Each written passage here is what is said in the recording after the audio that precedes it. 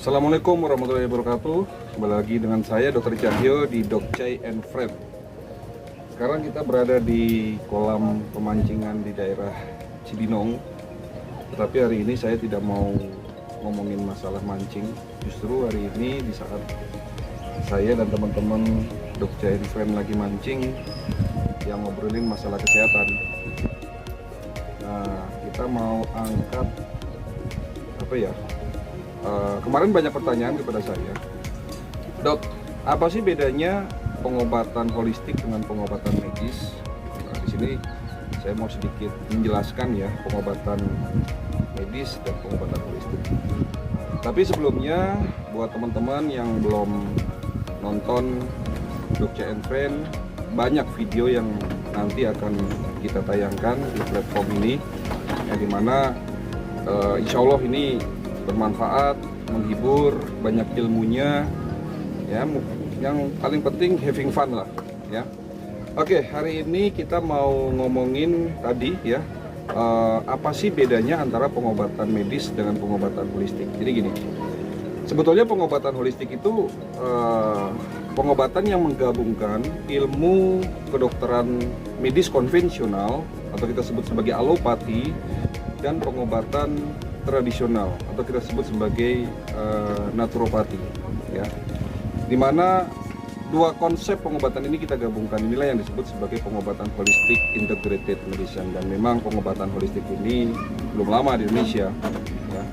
Jadi dokter yang mendalami pengobatan tradisional dan dia menjalankan konsep keduanya antara medis dan tradisional, itulah disebut sebagai dokter dengan konsep pengobatan holistik, ya.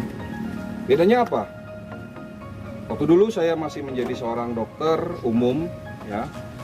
Saya melihat sebuah penyakit, ya. Saya melihat tubuh manusia, saya melihat tubuh manusia itu di kotak-kotak. Jadi artinya begini, ya. Penyakit jantung, ya saya melihat gangguan di jantung. Penyakit infeksi seperti tipes, ya, demam berdarah, ya saya melihat penyebab infeksinya itu sendiri karena memang terinfeksi oleh sebuah bakteri, virus ataupun jamur. Saya tidak melihat tubuh manusia secara menyeluruh, holistik.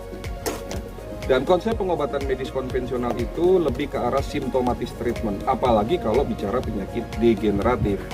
Ya, sementara penyakit degeneratif ini kan masih menjadi penyebab kematian nomor 1, nomor 2, dan nomor 3 di dunia. Jadi kalau bicara penyakit COVID-19 ini nggak ada apa-apanya gitu loh, karena kematian pada penderita COVID ini menurut WHO itu hanya antara 3-4% saja dari kasus yang ada.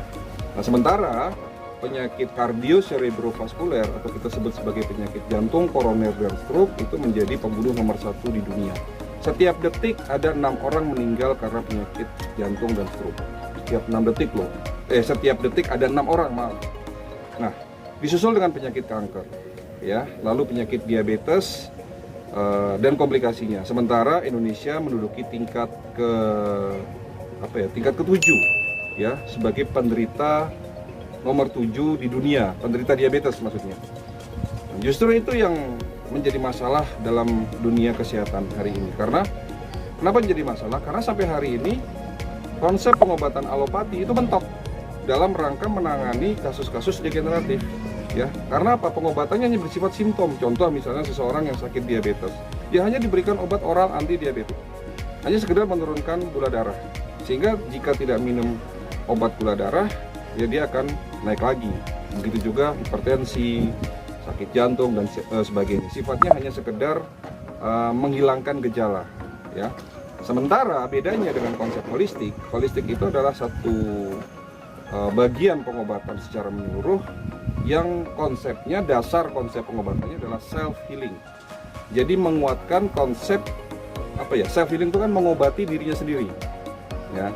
Ada 3 tahapan dalam pengobatan holistik. Yang pertama adalah detox, ya. Jadi di dalam ilmu pengobatan holistik 80% penyebab kita sakit, ya, baik itu penyakit degeneratif maupun penyakit infeksi, itu disebabkan karena radikal bebas, ya.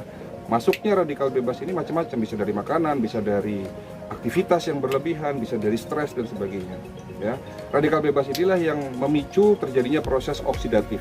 Ya, oksidasi. Ya, kalau bicara oksidasi itu contohnya misalnya kalau yang bisa kita lihat besi berkarat, ya, ataupun kalau buah apel dipotong itu jadi berubah warna, itu proses oksidasi. Nah, kalau proses oksidasi itu terjadi di dalam tubuh kita, ya di atas ambang batas, inilah yang akan memicu kerusakan sel. Itu yang disebut sebagai penyakit degeneratif atau rusaknya sel-sel organ. Ya, itu detox. Tahapan kedua adalah defense. Ya, apapun penyakitnya selalu berhubungan dengan imunitas yang rendah. Jadi seseorang yang sakit, entah itu sakit kanker, sakit gagal ginjal, sakit stroke, ya bahkan penyakit imunitas autoimun contohnya misalnya hari ini, itu juga selalu berhubungan dengan daya tahan tubuh. Apalagi hari ini ada penyakit, kita ada wabah pandemi COVID-19, itu juga selalu berhubungan dengan antibodi. Oleh karena itu, di dalam konsep pengobatan holistik, tahapan kedua adalah menguatkan dan mencerdaskan sistem imunitas tubuh. Dan yang terakhir, tahapan ketiga adalah regenerasi sel, atau kita sebut sebagai konsep restore. Jadi sel-sel yang sudah mulai rusak kita perbaiki lagi, ya. Tentunya dengan apa? Dengan nutrisi yang benar. Sehingga dengan 3 tahapan itu diharapkan outputnya adalah terjadi self healing. Itulah yang disebut sebagai konsep pengobatan secara holistik. Walaupun memang pengobatan holistik itu bukan hanya sebatas masalah fisik, ya. Karena juga orang sakit ini kan bisa karena masalah psikis, masalah psikologi, ya.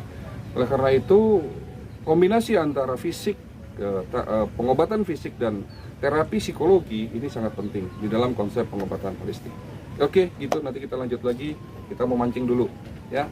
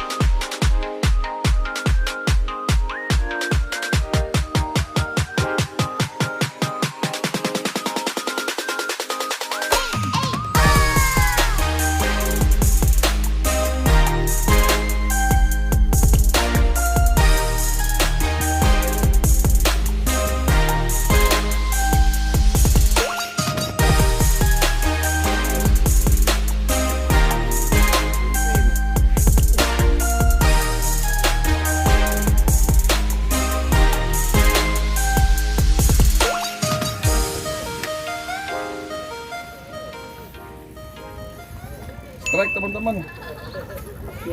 Kayaknya ikan gede, ikan patin.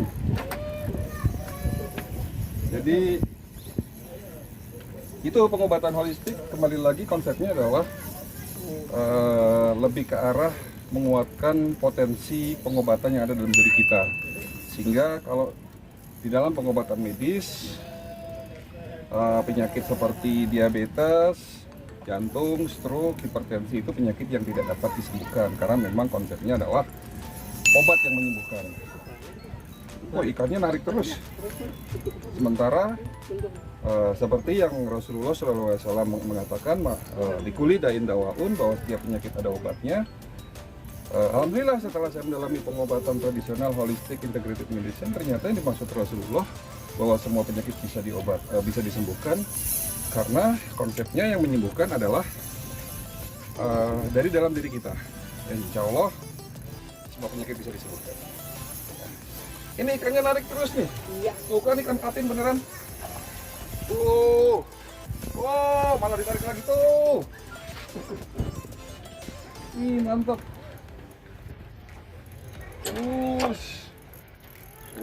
Berat. Akhirnya. Mamahnya pas. Aduh, lepas. Ya. Ucul. Ucul bahasa apa nih? Waduh, moncel. Kalau bahasa para angler tuh moncel katanya. Mas, lepas nih, gimana nih? Blundet. Ya, nggak rezeki. Kita cari lagi. Oke.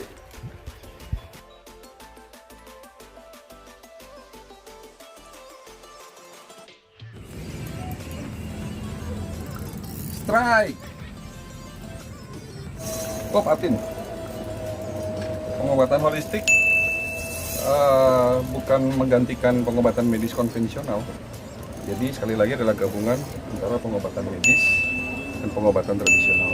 Jadi kalau ada pasien yang datang ke klinik dengan kondisi di mana si pasien ini sudah lama minum obat kimia, entah kena penyakit penyakit diabetes, sakit jantung, stroke atau apapun, ya itu tidak bisa dihentikan mendadak obatnya. Jadi harus dikombinasi awalnya antara pengobatan herbal dengan pengobatan kimia, tetapi dikasih jarak 2 jam. Oke, ini lagi dapat ikan nih.